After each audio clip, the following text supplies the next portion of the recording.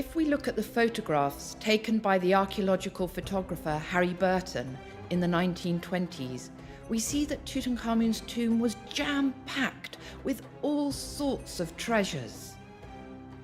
Many of these treasures were jewellery surviving from ancient Egypt. But if we look at the boxes, the baskets and the chests, we see that sometimes they're labelled in ink, hieratic inscriptions.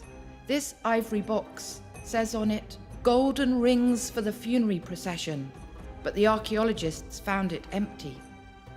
However, they found a linen rag thrown into the tomb with golden rings inside, perhaps thrown by a security guard after one of the break-ins, 2 early tomb robberies of Tutankhamun's tomb.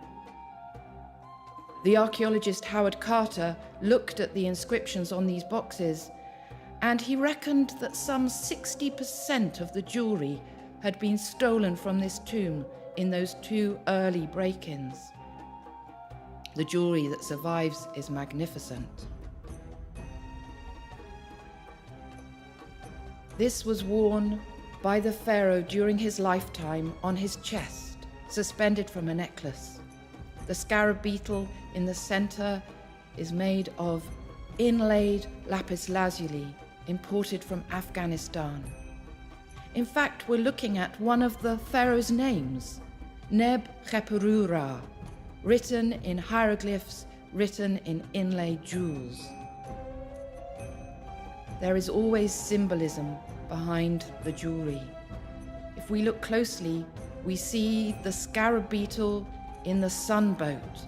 This is the sun at sunrise, the god Khepri.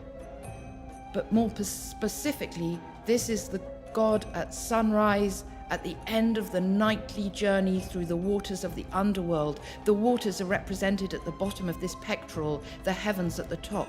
The baboons on either side are greeting the rising sun, yet they wear lunar headdresses, the full moon within the crescent moon.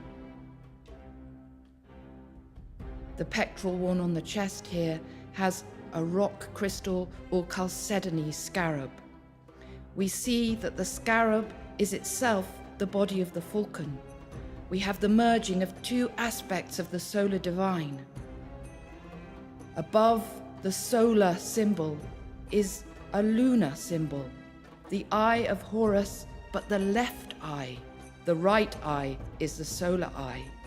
And in fact, we have above that the lunar disc, silver with gold figures of the pharaoh and deities. The pharaoh Tutankhamun was buried with 17 collars adorning his body, wrapped in the linen bandages, mostly over his neck and chest.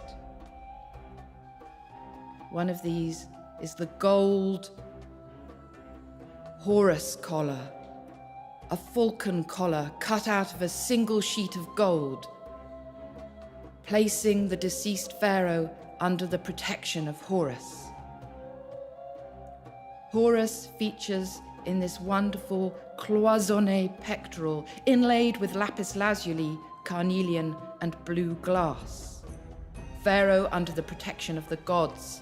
Pharaoh under the protection of the goddess Nekhbet, one of the protective female goddesses of kingship. Like us today, Tutankhamun had his ears pierced, and so we have examples of earrings found in the tomb of Tutankhamun.